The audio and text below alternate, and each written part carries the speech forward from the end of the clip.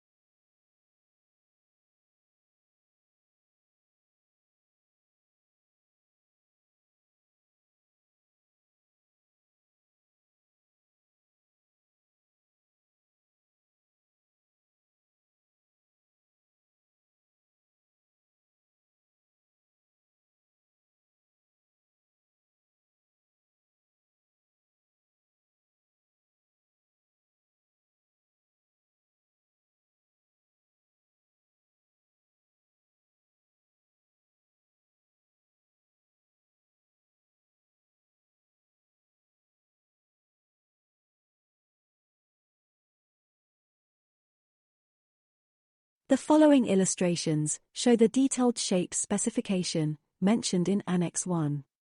The requirements for all shapes should be black.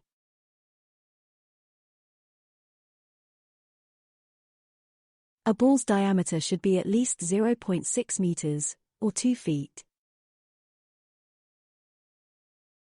A cone's diameter should be at least 0.6 meters, or 2 feet. And the height of the cone should be the same as the diameter of the cone's base. A cylinder should have a minimum diameter of 0.6 meters, or 2 feet, and a height that is twice its diameter.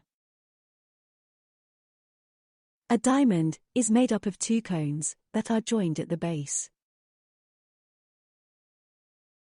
It is recommended that the vertical distance between two shapes be at least 1.5 meters, or 4.9 feet. In vessels less than 20 meters, or 65.6 feet, the shapes may be smaller. And the distance between the shapes should be proportional. The additional signals for vessel fishing in close proximity are presented in Annex 2. You may access the complete information of Annex 2 by clicking the View button.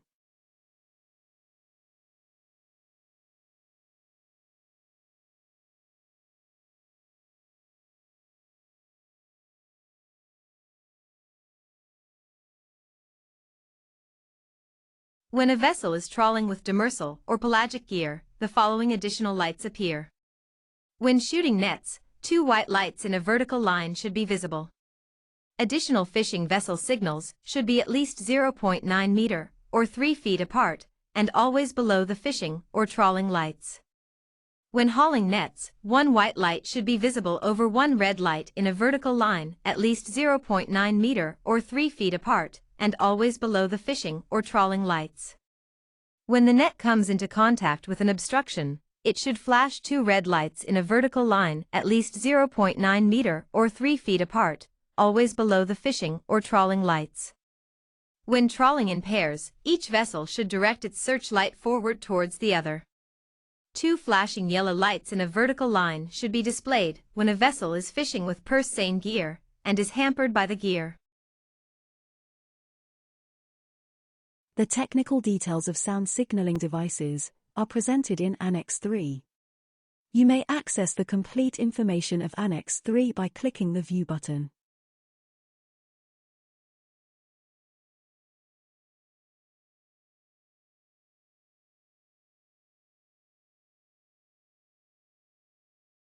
The distress signals are presented in Annex 4. You may access the complete information of Annex 4 by clicking the View button.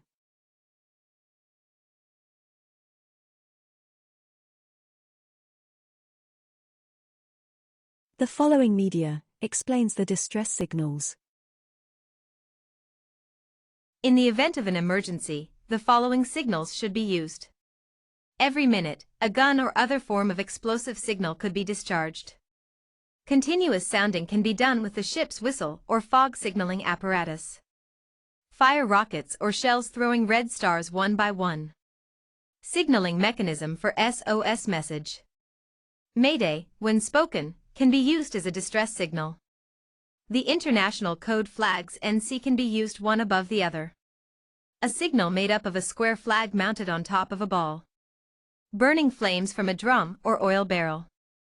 A red light rocket parachute flare or hand flare. Orange smoke can be used to signal a fire. To express distress, people can raise and lower their outstretched arms repeatedly.